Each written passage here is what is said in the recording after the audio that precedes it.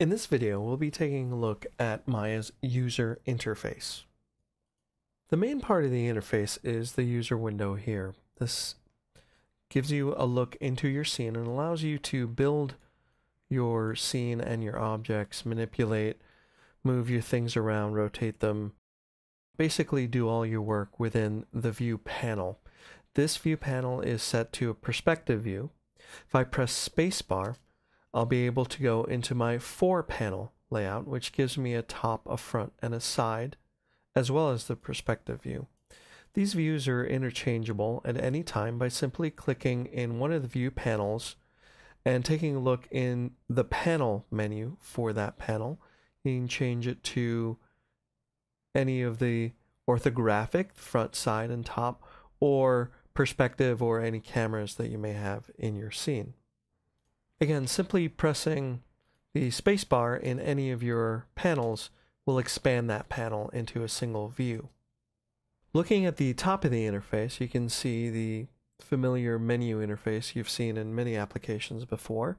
The thing with Maya that's different from other applications is that the menu choices that you have changes according to the type of work that you're doing. And this is controlled by the menu set. This pull-down menu will allow you to select the types of menus that will be available in the menu bar for you. For example, I'm in the rendering menu set. The menu selections that I have are different, and they all have to do with rendering tasks within Maya. The first several menus don't change, including File and Edit. Pretty much every application has that. And depending on your menu set, only the latter menus will change. No matter which menu you care to use, you can always tear it off by clicking the top dashed line. You can then place it anywhere on your desktop and have easy and quick access to your functions. You'll also notice a little square box next to some of these functions. This is called the option box, and that will give you access to the options for that command. For example, if we go to Edit Mesh Extrude, we go to the option box, that will give us an option window that will allow us to change how the function, in this case an extrude, will work. Similarly, some menus have submenus, which also can be torn off rather easily. Below the menus, we've got the status bar. And in the status bar, you have many different options. These icons here essentially allow you to use selection masks that allow you to select some types of objects and not others. For example, I was just turning on and off the ability to select actual geometry. You can also switch between component mode and object mode to select objects or the components, in this case, vertices on that torus, which is a delicious looking donut shape. You also have new, open, and save. My favorite function actually is save as. You'll want to save your stuff as much as possible. It's a good working practice to get into the habit of saving your work and versioning up your scenes as you go.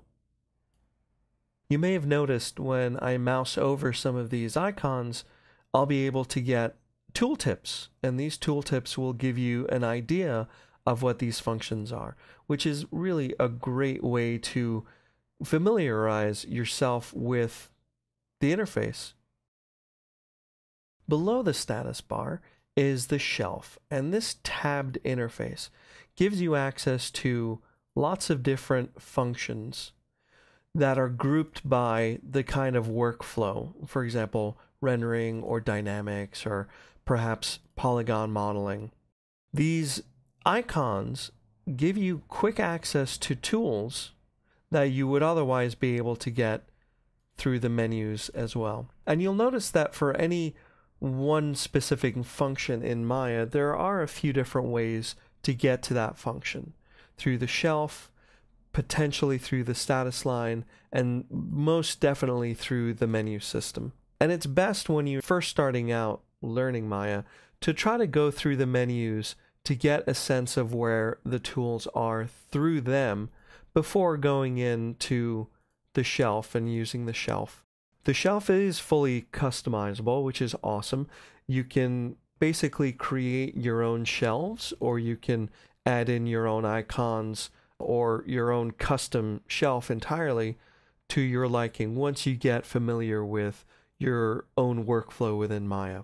Over on the left of the interface is the toolbox, also known as the QWERTY toolbox, because a lot of these functions are accessed through the keyboard as well.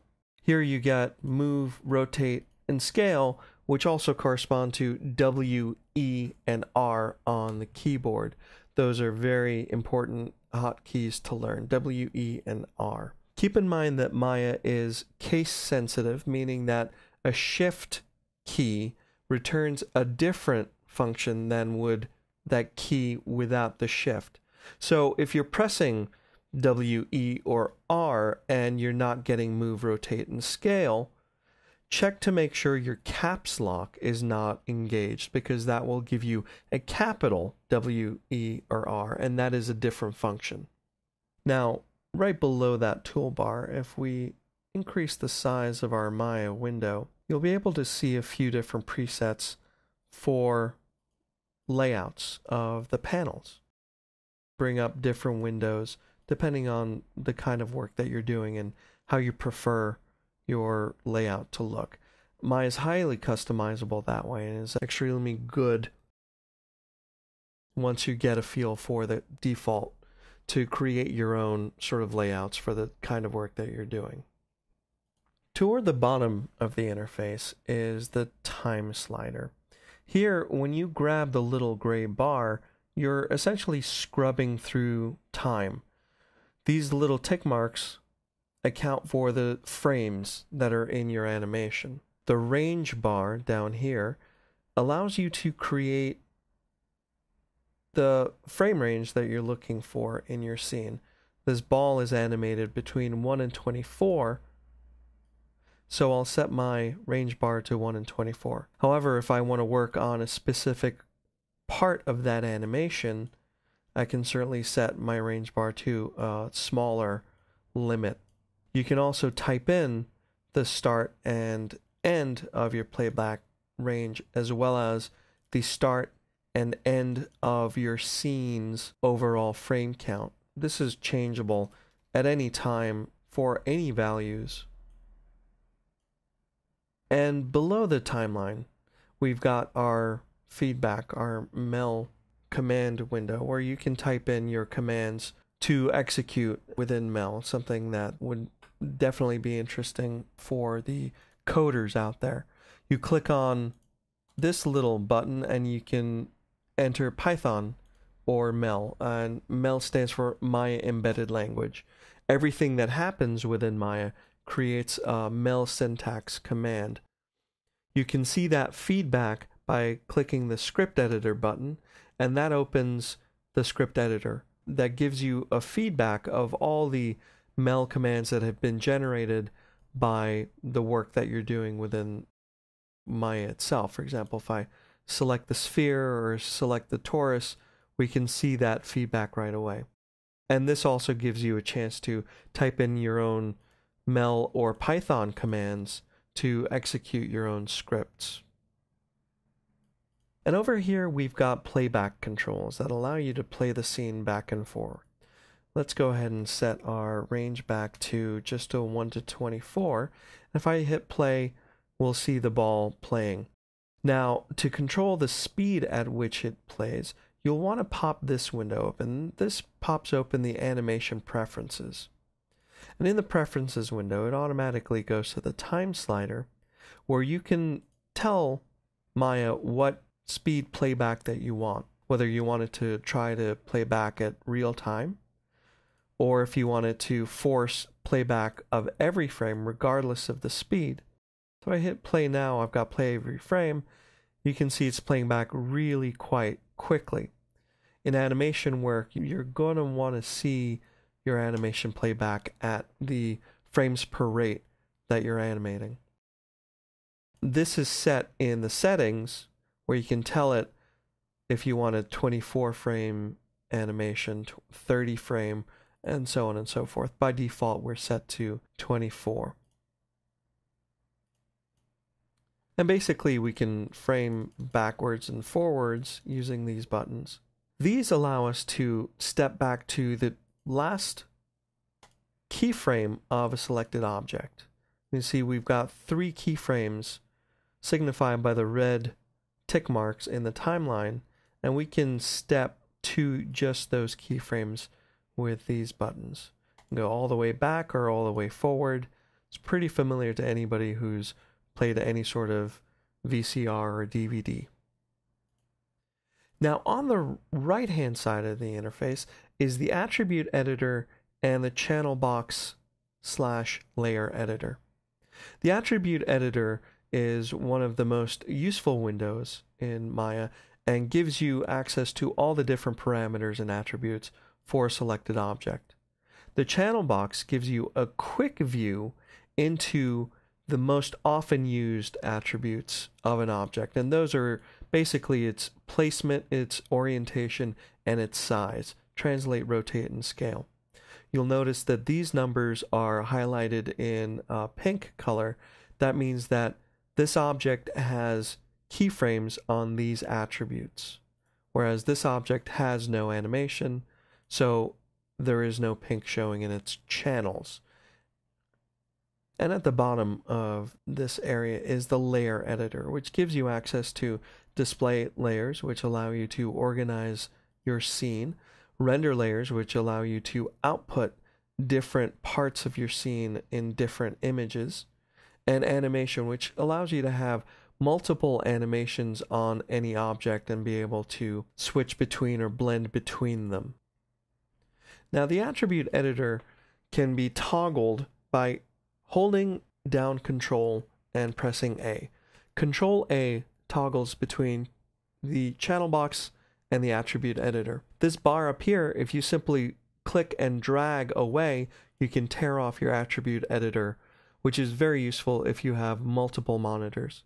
Simply bringing it back over to this area allows you to redock the attribute editor. And again, Control A will toggle the attribute editor on and off.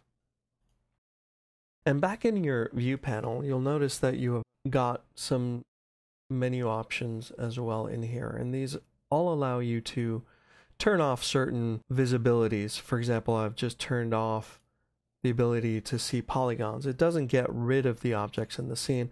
It just simply turns them off in that panel only. You also have icons in the view panel, which allow you to, for example, turn on and off the grid or turn on and off different views like the film gate for the perspective camera. Tooltips will give you the function for each of these icons. I highly recommend taking a look and hovering your mouse over several of the icons and buttons and gadgets and gizmos in Maya to get a feel for what each one does and what each one is. It's a very daunting interface at first, but before long you should get accustomed to it pretty well. In this video, we took a look at Maya's interface and had a quick nickel tour of what the buttons are and what the different parts of the UI will do for you.